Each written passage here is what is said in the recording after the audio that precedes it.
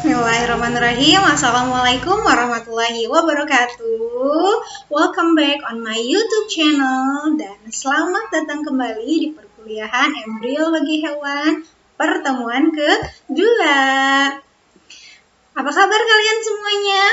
Semoga selalu dalam keadaan sehat walafiat dan tetap berbahagia. Baik, hari ini kita akan memulai perkuliahan sesi 2 sesuai dengan jadwal yang sudah kita sepakati di kontrak perkuliahan minggu lalu, bahwa hari ini kita akan membahas tentang organ reproduksi ya. Jadi kita akan mengenal kembali bagaimana struktur dan fungsi organ reproduksi pada laki-laki dan pada perempuan. Baik, kita mulai ya. Nah, untuk sistem reproduksi sendiri atau organ reproduksi antara laki-laki dengan perempuan atau antara pria dengan wanita itu jelas berbeda, baik secara struktural maupun fungsional.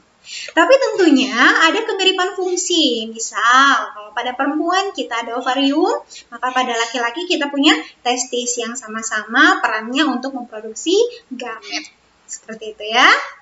Nah, walaupun beda struktur, beda fungsi, tapi keduanya punya tujuan yang sama, yaitu untuk saling bekerja sama mempertahankan kelanjutan generasi pada spesies manusia dan juga spesies-spesies hewan lainnya. Nah, kita mulai dari pengenalan kembali organ reproduksi pada pria. Nah, biasanya kalau mengenal organ reproduksi, kita membagi menjadi dua kompartemen. Yang pertama yang eksternal, kemudian yang internal. Nah, kita mulai dari yang eksternal dulu ya, berarti yang bisa terlihat dari luar. Yang pertama itu adalah penis. Nah, penis kalau kita ibaratkan seperti pipa, nah di dalam pipa itu ada pipa-pipa lagi, anggaplah di dalamnya ada 3 pipa. Nah, 2 pipa diantaranya kita sebut sebagai corpus cavernosum. Satunya lagi kita sebut sebagai corpus spongiosum. Nah, baik pada cavernosum, pada spongiosum itu kaya akan sekali dengan pembuluh darah. Nah, spesial pada bagian corpus spongiosum itu ada lubang atau ada saluran yang kita sebut dengan uretra. Jadi uretra itu saluran yang letaknya pada bagian corpus spongiosum di bagian penis. Seperti itu ya. Nanti tentang uretra sendiri kita bahas berikutnya. Nah, pada bagian corpus spongiosum maupun cavernosum itu di luarnya ada yang membalut lagi. Ada lapisan lagi yang kita sebut dengan tunika albuginea. Nah, fungsi penis sendiri itu sebagai alat penetrasi, sebagai alat kopulasi, begitu ya. Ini kurang lebih gambaran untuk penis. Jadi kalau misalkan bagian penisnya kita sayat melintang, penampakannya kurang lebih seperti ini. Nah, pipa yang saya tadi sebut ya, ini ada sepasang corpus cavernosum, kemudian yang bagian bawah kita sebutnya corpus spongiosum. Baik di spongiosum atau di cavernosum ini kaya dengan banyak pembuluh darah, kemudian khusus di spongiosum ini ada uretra. Sementara yang bawah ini adalah sayatan memanjang dari penis, yang ini, yang paling bawah, ini adalah corpus spongiosum. Nah, di dalam corpus spongiosum ini ada lubang, tadi uretra, saluran ya, saluran bukan lubang aja, saluran.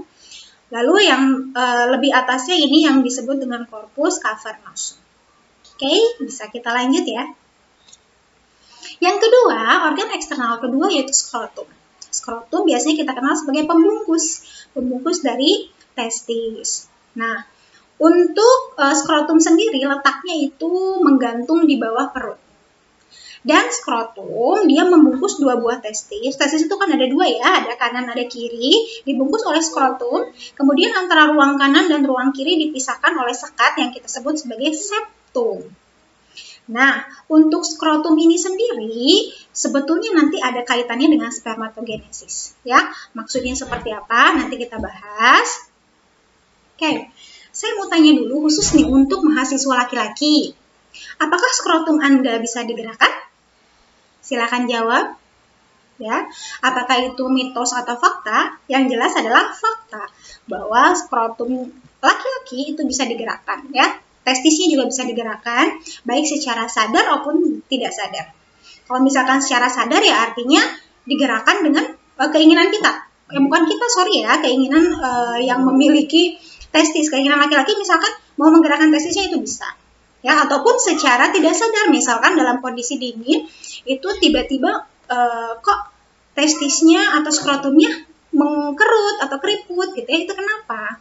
Nah, penjelasannya di skrotum itu terdapat dua jenis otot. Yang pertama otot dartos. Otot dartos ini sifatnya polos. Yang namanya otot polos itu kan bekerja di bawah kesadaran atau di luar kesadaran? Ya, otot dartos itu bekerja di luar kesadaran, artinya tidak bisa kita kendalikan, ya. Kemudian satu lagi otot kremaster. Otot kremaster ini sifatnya lurik. Kalau lurik berarti itu bisa bekerja di bawah kesadaran kita, bisa dikendalikan. Nah, otot dartos ini letaknya ada di bagian septum, di bagian sekat antara ruang testis sebelah kanan dengan ruang testis sebelah kiri. Sementara otot kremaster ini perannya menggantungkan testis ke perut. Gitu ya. Jadi kalau diibaratkan tangan nih, kepalan tangan, bagian kepalanya itu adalah testis, sementara tangannya ini adalah si otot kremaster gitu ya. Jadi nanti si testisnya bisa ditarik mendekati daerah perut atau mendekati bagian dari tubuh. Nah, peran dari otot dartos dan kremaster tadi seperti yang saya sebutkan bahwa skrotum ada kaitannya dengan spermatogenesis. Maksudnya adalah itu kaitannya dengan optimalisasi dari spermatogenesis. Maksudnya seperti apa? Jadi perlu kalian ketahui bahwa yang namanya spermatogenesis itu perlu suhu 3 derajat Celcius di bawah suhu tubuh.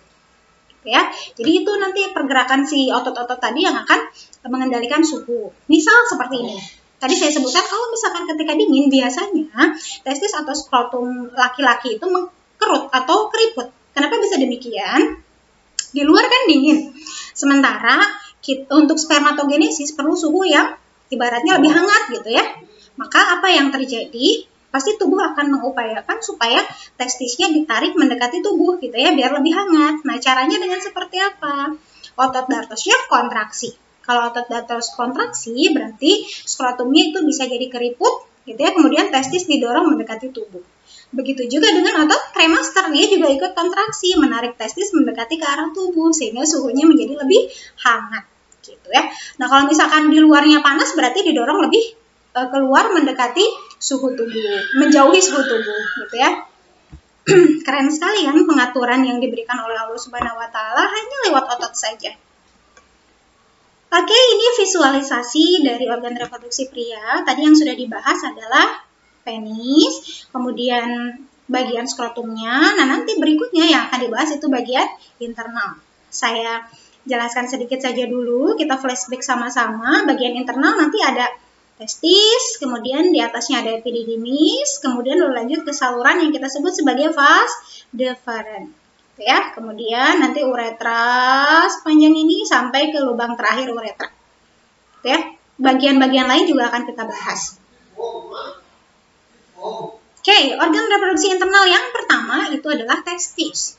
Ini hanya perkiraan saja. Jadi, estimasinya itu punya berat sekitar 2,5 gram atau ukurannya 5 kali 2,5 cm. Ya. Dan sewaktu embrio, jadi ketika masih embrio, testis itu berkembangnya di dalam rongga abdomen, di dalam rongga perut, belum turun ke skrotum.